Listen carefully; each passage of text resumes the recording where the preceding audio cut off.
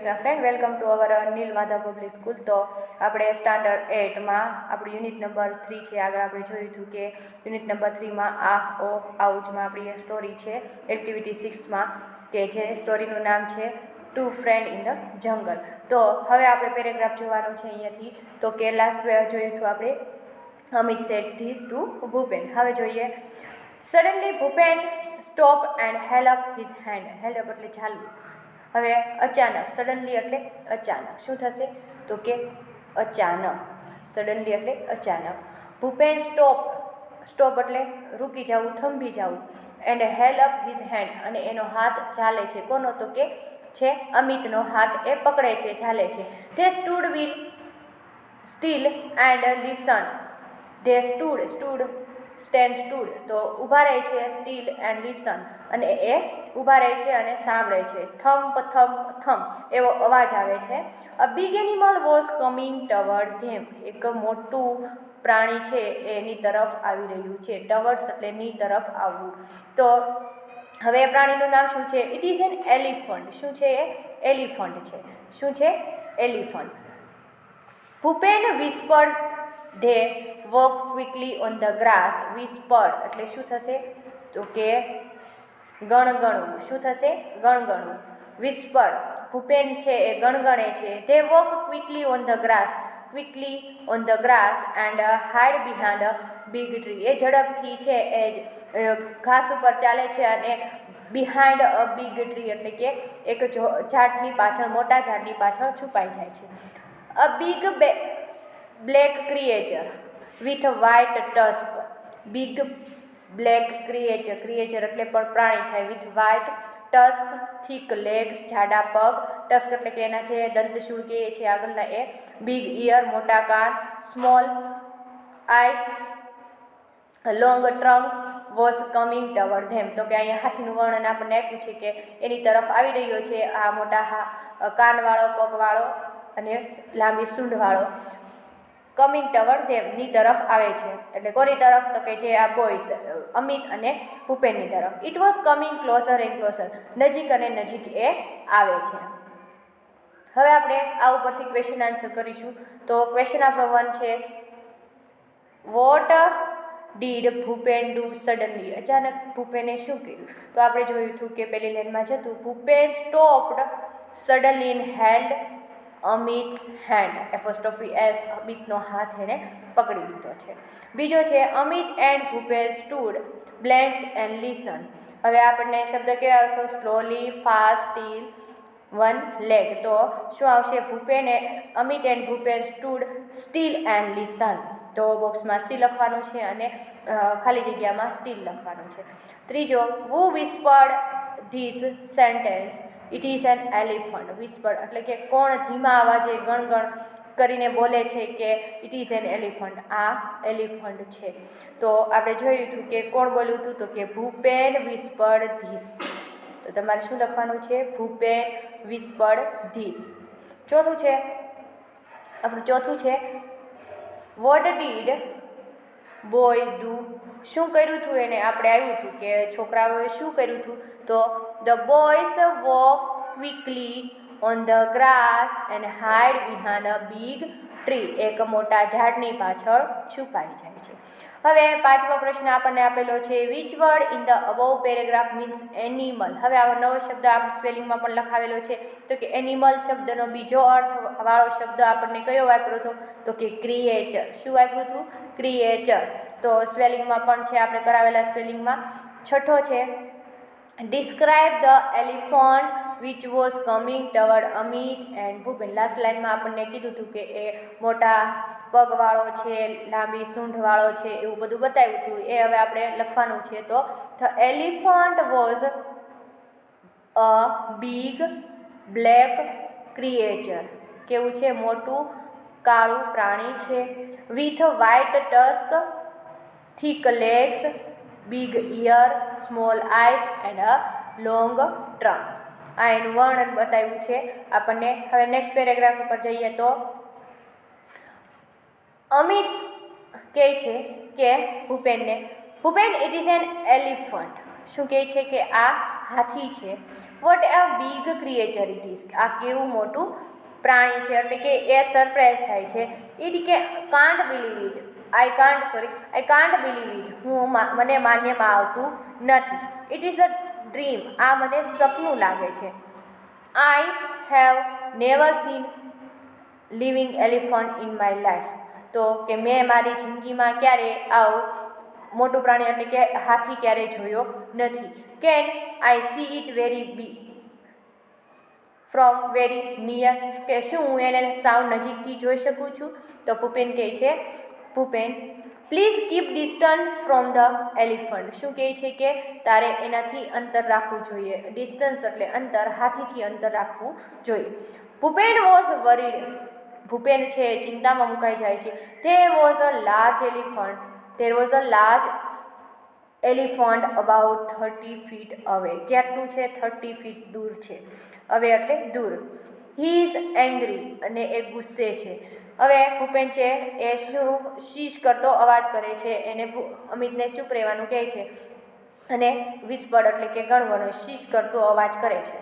The elephant heard their voice, હવે આ હાથી છે એ એનો હર્ડ એટલે હિયરનું હર્ડ છે એ એનો અવાજ સાંભળી જાય છે. હી સ્મેલ ધેમ, એ એની સુગંધ સૂંઘે છે. એટલે એ લોકો સૂંઘતા પ્રાણીમાં એવી શક્તિ હોય છે કે સુગંધ દ્વારા આપણને ઓળખી શકે છે. હી put his long trunk up in the air and trumpet loudly, હવે એની સૂંઢ છે એ હવામાં, એર એટલે કે હવામાં ઉછાળે છે. અને આપણે જોયું છે કે હાથી છે એ સૂંઢ છે હવામાં ઉછાળે છે અને મોટેથી અવાજ કરે છે. એ રીતે એ અવાજ કરે છે. Bhupen and Amit could not move a bit, હવે બાઇટ એટલે જરા. ભૂપેન અને અમિત છે જરા પણ હલ્યા નહીં.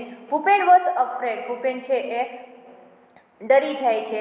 બટ અમિત વોઝ નોટ, અમિતને આમાં આપણે જોયું છે કે અમિતને આ બહુ મજા આવે છે, એ ડરતો નથી. હી વોઝ એન્જોઈંગ હિમસેલ્ફ, પોતાની જાતને એન્જોય કરે છે, એટલે કે એ પોતાની જાતમાં એટલો મશગુલ છે કે એમાં તે એન્જોય કરવા લાગે છે. નેક્સ્ટ પેજમાં છે આપણા ક્વેશ્ચન આન્સર, એ જોઈએ.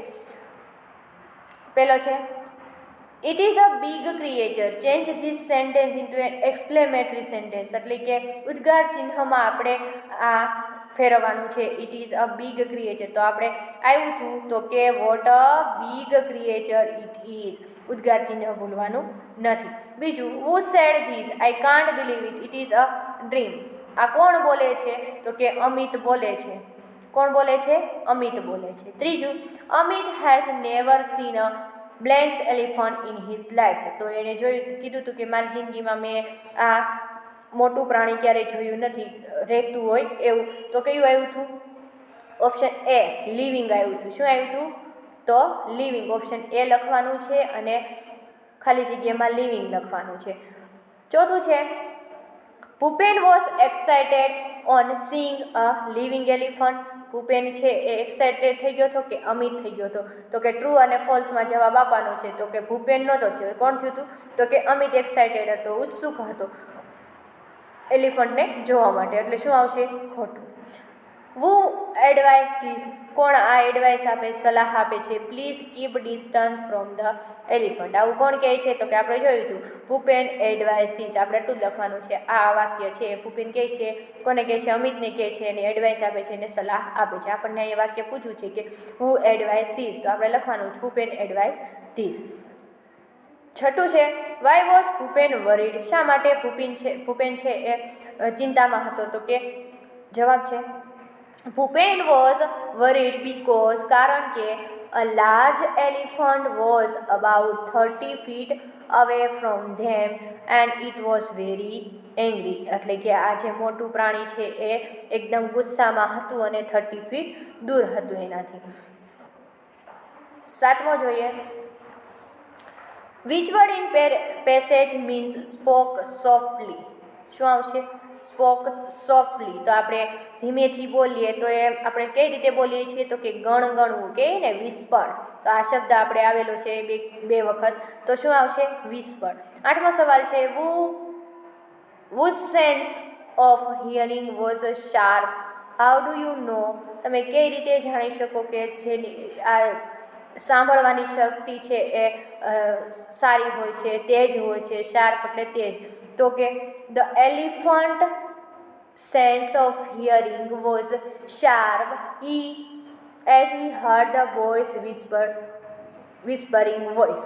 તો બોયસ છે એ ગણગણતા હતા એ સાંભળી જાય છે એલિફન્ટ, અને એ એની તરફ એને સ્મેલ દ્વારા ઓળખી શકે છે. 9મો પ્રશ્ન છે, what did the elephant do when he hard the voice. હવે એલિફન્ટે શું કર્યું કે અવાજ સાંભળ્યો, બોઇસનો અવાજ સાંભળ્યો ત્યારે એલિફન્ટે શું કર્યું? તો જવાબ આવશે the elephant put his long trunk up in the air and trumpeted loudly. હવામાં એની સૂંઢ છે એ ઉછાળે છે અને મોટેથી બૂમ પાડવા મળે છે.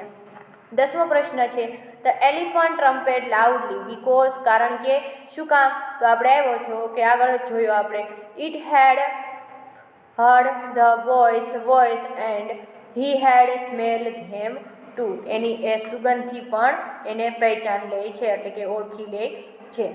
11મો પ્રશ્ન છે, why was Amit enjoying himself. શા માટે અમિત છે પોતાની જાતને ખુશ એટલે કે એન્જોય આનંદ માણતો હતો? એટલે કે અહીંયા કઈ રીતે આનંદ માણે છે? તો કે Amit was enjoying himself as he had never seen a living elephant. એણે ક્યારેય આવું મોટું પ્રાણી જોયું નથી એની જિંદગીમાં.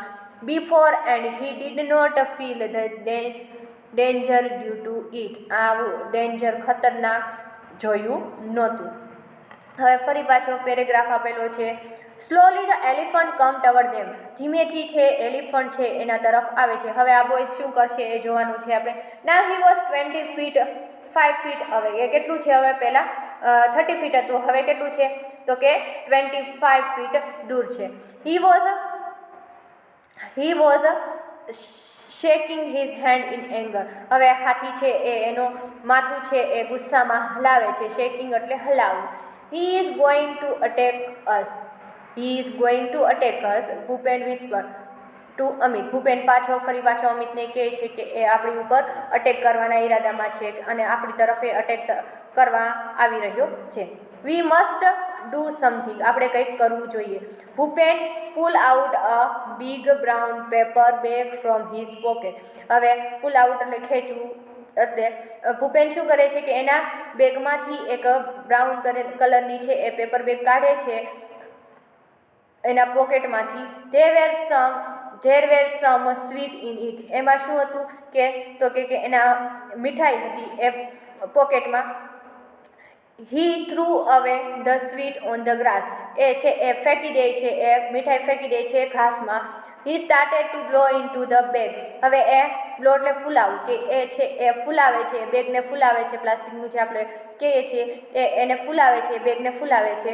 સુન the bag was like a big balloon. હવે આ બેગ કેવું થઈ જાય છે કે મોટા બલૂન જેવું થઈ જાય, ફુગા જેવું થઈ જાય છે. He hit it hard with his hand. અને એના હાથ ઉપર એ રીતે ફોડે છે કે આપણે કોઈ ફુગો એ રીતે ફોડીએ એ રીતે એ ફોડે છે.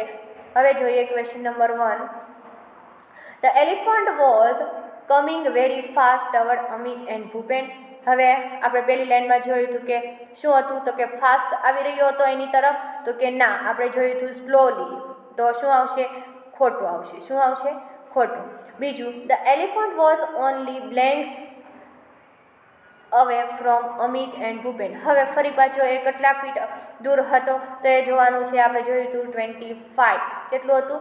25. તો ઓપ્શનમાં સી આવશે અને બ્લેન્ક્સમાં 25 ફીટ લખવાનું છે. નેક્સ્ટ પેજ ઉપર જોઈએ તો who was shaking head in anger. કોણ છે એ ગુસ્સામાં માથું હલાવી રહ્યો હતો? તો શું આવશે? તો ઉની જગ્યાએ આપણે લખતા એ રીતે the elephant was shaking his head in anger. ગુસ્સામાં માથું કોણ હલાવે છે? તો કે હાથી હલાવે છે. ચોથું, what did Bhupen whispered. Bhupen ફરી પાછો શું ગણગણ્યો? તો કે Bhupen whispered he is going to attack us. We must do something. આપણે કંઈક કરવું જોઈએ. એ આપણા ઉપર અટેક કરવાના મૂડમાં છે, એટલે કે એની તરફ આવી રહ્યું છે. 5મો પ્રશ્ન છે, હુ said this. V must do something. આવું કોણ બોલે છે? તો કે આપણે જોયું હતું કે આપણે કંઈક કરવું જોઈએ. એવું કોણ બોલે છે? તો કે ભૂપેન. છઠ્ઠું, what did Bhupen pull out from his pocket? એના ખીચામાંથી એક શું કાઢે છે? તો કે Bhupen pull out a big brown paper bag from his pocket. સાતમો પ્રશ્ન છે, what did Bhupen do to stop the elephant from coming toward them? એણે શું કર્યું કે એલિફન્ટને એના તરફ આવવા રોકવા માટે એણે શું કર્યું? તો શું આવ્યું હતું? Bhupen pull out a big brown paper bag from his pocket. એના પોકેટમાંથી છે એ બિગ બ્રાઉન કલરની એક બેગ કાઢે છે. And they threw the sweet from its, અને એમાં હતી એ સ્વીટ એ નીચે ફેંકી દે છે, ગ્રાસ ઉપર આપણે જોયું હતું. If blow into the bag and he blow air into the bag and it become big like a balloon. અને એ ફૂલાવે છે, મોટા બલૂન જેવું એ કરે છે. He hit hard with his hand, અને એ બંને હાથ વડે એને ફોડે છે. હવે આઠમો પ્રશ્ન છે, the paper bag was like blanks. તો કેવી લાગતી હતી પેપર બેગ? પછી કેવી રીતના કર્યું હતું? તો કે સી અ બિગ બલૂન. શું આવશે? સી અ બિગ બલૂન. તો બોક્સમાં સી અને બ્લેન્ક્સમાં અ બિગ બલૂન. તો નેક્સ્ટ વિડીયોમાં આપણે અહીંયાથી ફરી પાછો છે આપણી સ્ટોરીને આગળ લઈ જઈશું. ત્યાં સુધી તમારે આઈ બુકમાં છે એ આ ફિલ કરવાનું રહેશે અને સમજવાનું રહેશે. Thank you everyone.